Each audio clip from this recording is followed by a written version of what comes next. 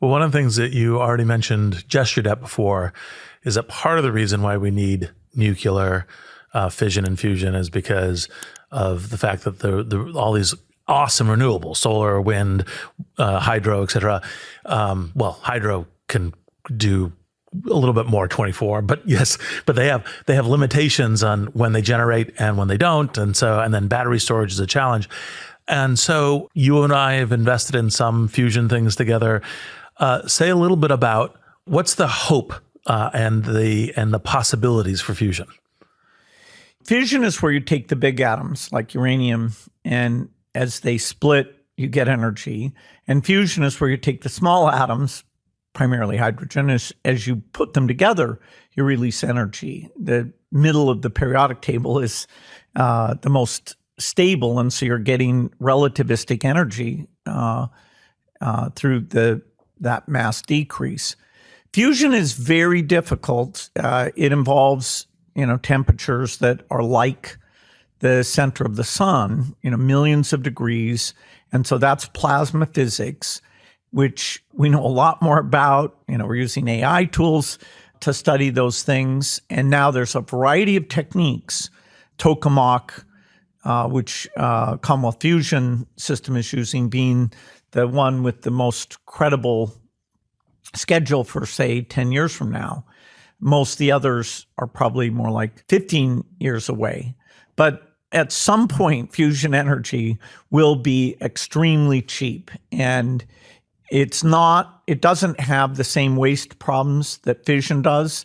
I think those are solvable problems, and I'm investing in that because that's more like a 6-year time frame if everything went perfectly. So society as a whole, even though a lot more money is coming into it, we're still underinvesting in fission and fusion, given that the value of cheap electricity specifically is so fundamental to society.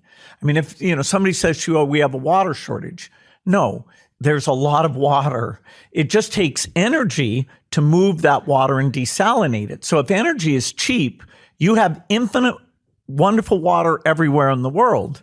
But the energy is too expensive right now to do that at scale. Even recycling things, why can't we, atoms don't leave the planet, tiny bit of hydrogen, but it's all there. And the reason we don't is that the energetic costs of restoring things to their original state is too high. Well, one of the, for our listeners, TerraPower, super awesome way of kind of actually using nuclear fission waste as fuel. And so getting a compounding effect is one of the things that you guys have been working on for a number of years, maybe even 10. 2006 is when the fission company TerraPower got started. Yeah, exactly. Now, one of the things that always bemuses me about some of the current public dialogue around AI is like, oh, is this going to accelerate climate change because of the electricity cost? And I think what most of these people are not realizing how we can also use AI to help us with climate. So because if we can get a lot more intelligence applied to various problems, that can help us with climate. Say a little bit about how you're thinking in that arena.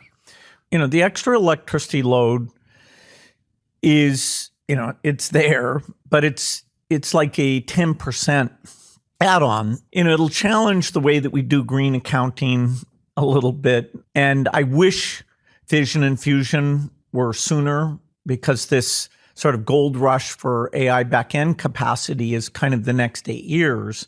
And even fission will only be able to make a modest contribution in the 2030 timeframe to that electricity supply. So the value of AI in solving the scientific problems of, okay, how do you make plants more productive? Okay, you model photosynthesis and you model how you change the plant genetics in order to double the productivity. That's a very profound advance in improving photosynthetic efficiency. In fact, because it's kind of a far out thing, the foundation is the primary funder of that. We show that it can work, okay, other people will come into that. But anyway, AI for material science, biology, it is a gigantic accelerator. So take whatever green product you think is going to be the hardest to get the zero green premium, rethink how hard that's going to be, because the AI tools are so phenomenal at accelerating all of these paths of innovation.